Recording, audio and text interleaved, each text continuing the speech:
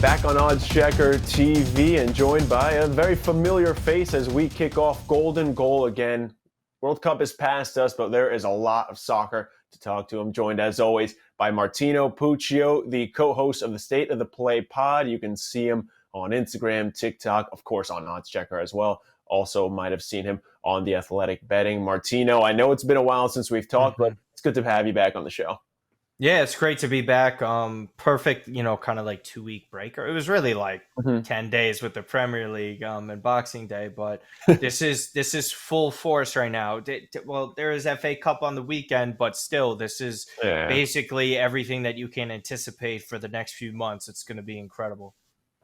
Yeah, just a huge sprint as we get towards the Champions League, which is ending in a couple months as well. We're going to be coming at you every single week with your top games to watch for this week. We're going to give you 3 games and our best bets for that. So without further ado, Martino, let's start with game number 1. It's Real Madrid. It's VIllarreal. It's happening on Saturday at 10:45 a.m. Again, a lot of these games require some early wake-ups. I know we saw you wake up at about 6 a.m. this week for a Milan game. Just tell me where you're leaning here, because Villarreal right outside the top 5 as of right now. Real Madrid has their eyes on that number 1 spot right now. They only trail Barcelona. What are we feeling about this? Because we get Benzema back, and this is a team that can certainly score.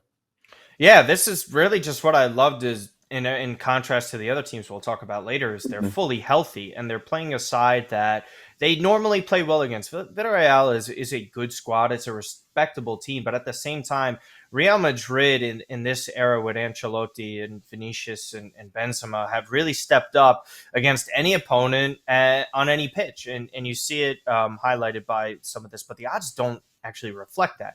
So we're getting plus 105 Real Madrid on the money line. Almost any time I see them like this, I love it. Again, how many times do I have to say the sucker type of bets? I'll take it. And then Benzema again, plus 120. We're talking about yeah, exactly. Plus 120 for Benzema, anytime goal scorer. We're talking about a penalty taker here. One of the best prolific strikers of the past 5 to 10 years in La Liga, let alone all time. And we're getting him at that number where we're going to have players like Vinicius creating as well. I think the important thing to note here is, again, if you like this type of narrative talk, Benzema is extremely motivated after not playing in the World Cup. And there were rumors that he was able to play in the World Cup final, but didn't. So what's the best way to take his way out on that? And that's basically to dominate La Liga again. And that's really what I'm looking at here. You could take Real Madrid and parlay it elsewhere. They're a great road team as they are at home as well. So for me, I am just respecting them on so many levels with this. And again, Pepe Reina is still a starting goalkeeper in the year 2023 in a massive La Liga match. Good penalty saver, but I just love Real Madrid too much in this spot. Yeah, like you mentioned, Rulli is going to Ajax, so a goalie change there for Villarreal. This is only the second game that Reina is going to be starting all season. So again, it's 2020 at his age too. That type of rust that you have in that layover, they're prone to mistakes, and it's not even to go at the older goalkeepers, but they're susceptible to those type of errors. Yeah, you mentioned an interesting stat which kind of just solidified it for me. You talk about how good Real has been on the road, away from home, and we see a lot of those big splits sometimes with these teams that kind of struggle. Not saying Real is a team that struggles, but they have picked up 21 points in 8 away fixtures this season. That's a max of 24 if you can't do the math. They have not lost away from home to Villarreal since 2015. So, I mean, my top bet for this is that Real Madrid money line. But I'm kind of seeing this the same way as you. I think Real might be able to score a couple. Both these teams are coming off wins during the week in the Copa del Rey. I like a couple other things too. I know you were kind of looking at that over at 1.5, 2.5, I beg your pardon. The over 1.5 is at minus 450. I think that's a little too low. Yeah. For my liking. But if you like Real to score a couple of times, you can get the team over at minus 120. For a couple of things you mentioned, I mean, Pepe Reina is going to be starting in goal. That's certainly the thing to check off. And with just, the momentum that Real is carrying in and that Benzema, I would put some money on him to score this week. I kind of like Real to win and the team over of 1.5. Does that a Yeah. little too much for you? I don't think it's too much. Essentially, again, when we break it down with betting options, you're basically saying Real Madrid 2-0, right? Or just a lot at the very minimum is kind of where it's going. So again, you love to play off of that. This is just like the whole process of it is okay. Then we look at some score lines of Real Madrid. You can get plus money value there if it's 2-0, 2-1. And again, the parlay with the over 1.5 for the game total was with Real Madrid money line. So if you can get something like that, again, that's still plus money. I know, like two legs, some people trying to stay off of that. Singular bets are always good as well. But again, I think the important thing to note is as well, over the course of these next few months, you will see teams that have greater depth, have bigger advantages when there's matches played midweek. Villarreal, like we'll talk about it, they're a good side, but when it comes to you're playing midweek and then Real Madrid's fielding an 11 that is their starting 11 that won the Champions League essentially outside of Chouameni. I mean, how are you gonna argue against that? It's very difficult for me to go against that. And again, if Barca look kind of vulnerable, this is the opportunity in which they could strike hot because of the matchup that they have, which we'll get into. Yeah, yeah. Barca game is also a really interesting one as well. And again, fixture kind of favors Real, though not by much, at least for this week. I want to ask you real quick, because obviously we're in uncharted territory here with the World Cup being in it's not normal spot. Have you seen that affect anything? Do you think it's going to, outside of just, Argentinian players or some French players kind of joining a little later? And I mean, at this point, most of them have joined. Well, if we're talking about a couple of these leagues, it's not going to really impact Bundesliga because if you see Bundesliga starting a little bit later than everyone else, so they've given themselves that cushion. They're always doing things different. First league to come back during the COVID strike, but I think you will see certain things. Players like that from Argentina, we saw PSG look horrendous. Lens again, great side. They're second in the league, but at the same time, it just really looked lackluster for them. But again, it depends on who was laid off at this point. Like semifinals for Croatians. We're talking about Luka Modric. Mhm. There's never been anything like him, so I don't think that man gets tired. I just like every Yeah, he time I literally think does he's it. supposed to, like he's going into the semifinals again, where they're playing multiple extra time games in his late 30s, and he's already in contract talks for the next season. But I think you will see different players. Average age median is definitely something that you have to look at as well when you kind of see these matches. But there's always two sides to the coin. Are they too inexperienced, or can they handle this? I think the futures market is probably the more interesting stuff that you could look at too, especially with top four bets that you could place as well. And again, we've seen it. I've seen it in Serie A. One win can sway everything completely in some of these Mhm. leagues. So you just have to keep your eye out for that. Yeah, it seems like it's kind of a two-team race in La Liga, as it tends to be a lot of times. But again, there's a lot of season left to play. Let's talk about that other team that we were talking about just now. It's Barcelona and Atletico Madrid. They're going to be playing, I don't know why I said Madrid. Barcelona and Atletico Madrid Sunday at 3 p.m. You mentioned this is big, just coming off that break too. Everyone getting to full force. Real trying to take number one. This is always a highly contested match. Barca is the favorite right now. Tell me where you're leaning here, because Barca did not look good earlier this week. I mean, we're getting praises for Barca allowing 3 goals and winning in extra time against a third division side. And I'm not even trying to hate on them, but that's a third division side. You can see three Uh-huh. goals. We know Barcelona's defensive issues so far this season, regardless if there's injuries or not. Barcelona, at the type of money that they're investing and the expectations that they have, allowing those types of goals. But then again, you face Atletico Madrid and Diego Simeone, who is probably one of the worst managers to try and create goals. I think João Felix has done a good job of stepping up his game, and I think he's really doing this in spite of Simeone. I think this is Simeone's last season at Atletico. They have to get something different in there. But with that, there's no We're a little past that, Lewandowski. honestly, being Yeah, honest. I know. Yeah, at this point, I think it's just a legacy thing. He's done so much for that club that they're just allowing him to ride out the season. It'll probably Mhm. be a mutual parting of ways. So clip this whenever it happens in the future. Again, no Lewandowski in this one, but Mhm. we have two sides that are lacking defensively. Could you see this kind of brute force type of match where you see the under 2.5 hit? Yeah, sure. I Or maybe totally I'll get that. either. I get that angle, but at the same time, if it's terrible defense, that means there's probably going to be goals. There's Yeah. still talent all over the pitch. There's players who can create individually that can finish off chances. Hmm. That's what I'm looking at. And then again, I kind of don't like the draw. I do like the draw no bet here because I'm kind Hmm. of scared to see a draw in this situation. For me, I think you kind of lean towards Barca. You just think they kind of step out of that hole that happened midweek. But if I'm really looking at something that I do like, it's probably the over 2.5. It's just, again, I can't look past 3 goals against a third division side. Whether or not you think they That's come fair. up and try and be more sharp to their game, Hmm. I can't look past that. That's rough. That's like 3 goals.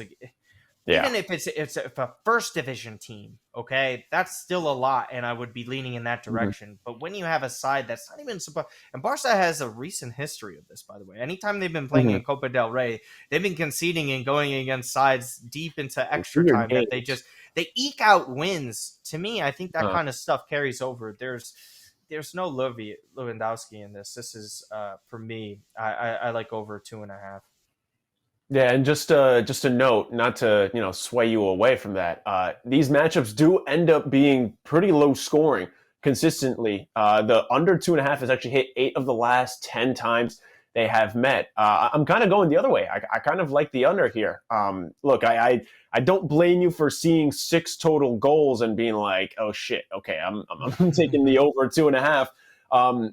I just think that again, without Lewandowski, this might be a side that struggles for goals. I think this might end as like a 1-1 or a 1-0. If you want to add a little bit of juice and take the under 3.5, you obviously lose a big amount of value once you jump either up or down from that 2.5. But I think I might tail you. I think I like the draw no bet on Barcelona side. I think it ends up going to a 140. Obviously, you can see it on our grid right there. And for any newcomers to soccer betting, again, draw no bet means that you are actually taking the result for Barcelona. And if it ends in a draw, it ends up just being voided. So you lose a little bit of juice, but you actually protect yourself from that draw, which is also pretty common between these two teams. I want to throw an interesting stat at you here that I found. Atletico actually, in these last 8 meetings at home against Barcelona, averages about 4 cards per game. The Simeone over special. under for cards. Hey, last time you called my bluff on the cards, it hit. So just saying. No, I'm saying Um, like it's a Simeone special. Like this is the way his yeah, teams play. Like this makes a lot of sense. Yeah, I agree with it. you can take the over 5.5, the best value you can get at minus 140. Is that a little too risky for you, or? Listen, it's got a little bit of juice, but if you know any, Hmm. first of all, rivalry, so that'll check that Hmm. part out, and then it's a Simeone side who's going to try and grind out points and results. So that Yeah. means, I won't say the word, but it's poop housing. You could just replace it, but that's the term that's always used. They will do anything and everything to try and get a result. That means fouling players when it's probably tactically not the wisest, but they're just going to get under your skin, and that's the type of game this is usually played. And Barca players are younger; they're a little bit more brash, so maybe they get that type of reaction out of them. I definitely see that happening. Yeah, it's a little Mm. bit higher than you might think with the juice, but Yeah. you know what? Hey, fruit matches. This is the type of stuff that you live for. And honestly, it's more exciting when you bet on more yellow cards because it's just chaos. True. True. I mean, look, I mean, Simeone, Argentina link. You want to go back to the World Cup? A lot of yellow cards. I'm trying to find anything. A lot of Simeone hit on the show today. We'll go to our third game. This one might be a little biased, but I'll leave that in your corner. It's Milan and it's Roma, two really good teams, two top 6 teams in the Serie A. As we go over to Italy, Milan right now minus 115 on the money line. This is Sunday at 2:45. So again, you got a Saturday bet and 2 Sunday bets. Both teams picking up wins earlier this week. Both teams impressing as well. Which side you going to? Well, as far, I think Milan will win this game, but I wouldn't want to bet on Mm. them in this in terms of that. I think my favorite is probably both teams to score at minus 105. Milan have been really poor defensively at times. Roma really have the firepower to combat that, but it hasn't technically translated in the goals so far this season. Only 19 is disappointing. They're really grinding out some results like we saw midweek. Zaniolo and Dybala both came off. They're going to be playing in this one, so I think that's very important to note. They're two of their best Mhm. creators. So I think that puts them in better position to score. And again, over 2.5 at plus 108. We've seen multiple goals multiple times in these matchups now, and there's tons of creation there. We see Roma lose their fullbacks and Rick Karstrup, who is supposed to go up against Rafael Leao. Rafael Leao is the MVP of this league. He's one of the most informed players. We talked about him during the World Cup. He dominated midweek when I got up at 6:30 and then promptly fell asleep for 15 hours afterwards. This is the type of match that's going to see a lot of creation. The only thing that you could be off on is simply because of the lack of finishing that happens with Milan. And they're really poor at that at times, because you see Giroud, he's either on or he's off completely, and it's a very frustrating. He had a hat trick midweek, and of course it's Ochoa, that's a World Cup hero, steps up. It really should have been 8-1 for them, but you're going to see chances created by Milan. It's really going to come down to how many do they take advantage of, but I do think there's at least one, and that's why I'm leaning towards both teams to score 105 just as a straight play, but a little bit plus money at over 2.5 after what we've seen these past few matchups between these sides. I definitely see it. And I will say again, as a Roma money line type of thing, I don't see them going in and getting anything in terms of a win. I do think that they have an opportunity for a draw, but that's just not something I really love. But again, that's at plus 260, and they have a tough time beating top sides. Almost every single time that we've seen Roma in recent years, their lack of not getting into the top four in the Champions League is because they can't beat Milan, they can't beat Inter, they can't beat Juve and all these other top sides. And I think this is the type of match that they have to step up in. But are they fully healthy? Are they capable of pulling this out for 90 minutes? And again, we talk about it, 22 more league matches. They still have Europa League. And they also have Coppa Italia, which is the cup that's starting up next week. So we're really looking at a lot of rotation that Mourinho has to deal with on top of injuries. For me, that's why I don't like Roma in this, but I do like goals. Yeah, interesting. You talk about the lack of finishing, because the defense has certainly been there. I just have some numbers pulled up for both of these teams. Milan has conceded in 6 of his last 8 games at home, but they're averaging, or expected goals average at least. I don't know if you're a big XGA guy, but under a goal per game. Roma's has been at around half a goal per game.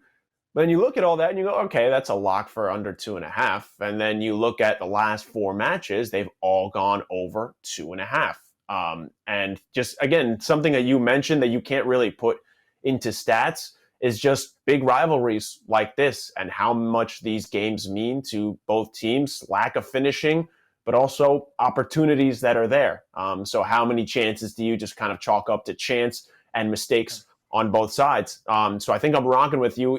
If you're a little less confident, you can go on over 1.5 at minus 280. But at that point, you might as well just put on both teams to score, because I'm a lot more confident in both teams to score than I am just 2 goals in general. And, you might as well get that. 1-1 draw plus 600. Crazy or not? Not crazy. Not crazy. Like I was saying, I could see a result like that. And if there's lack of finishing, I'll say this, though. The reason why I do love the over as well is because of Milan's goalkeeper. First of all, we don't truly know who's starting this Sunday. We just had to sign a goalkeeper that's Colombian from the Paraguayan League to fill in, because our current goalkeeper, Ciprian Tatarusanu, because Mike Magnan is out, he's the backup for France. He's probably not going to be back to the Champions League, but he's horrendous. He's awful. I don't think I've seen a worse goalkeeper, and he's played in this matchup before and allowed Roma to get back in the game. 8th grade from me, if you want to see worse goalkeeping. But hey, listen, man, you're not getting paid multi-millions to play for one of the biggest teams in the world and I would one take of the best leagues as well. Hey, but listen, that's kind of where I get scared at in terms of the Milan perspective and why I think there'll be more goals. We're talking about set pieces. Set pieces are lacking. Roma are good at those, and Milan defend those terribly. This guy doesn't know when to jump out and try and get the ball and call out his teammates. And again, we don't know if Davis Vasquez, the player from Paraguay that they signed this weekend, gets a start. He's supposed to be in the country today, and he just got through his bureaucratic issues. That kind of tells you they wanted a deal done that fast, and they want him in as soon as possible. So I would say look out a little bit for lineups like we always do, but I'll be active on my Twitter in case you can't find anything. I will tell you this, though. The 1-1 draw is nothing insane, and at plus 600, that's pretty decent to get at. But again, I think for sure my favorite is both teams to score, yes. perfect transition to shameless plug at Martino Puccio on Twitter. You can see him on TikTok, on Instagram, and of course on OddsChecker TV, also on The Athletic with some soccer betting and the State of the Play pod. That's going to wrap it up for this episode of Golden Goal. Martino, always a pleasure to talk to you. I'll talk to you next week.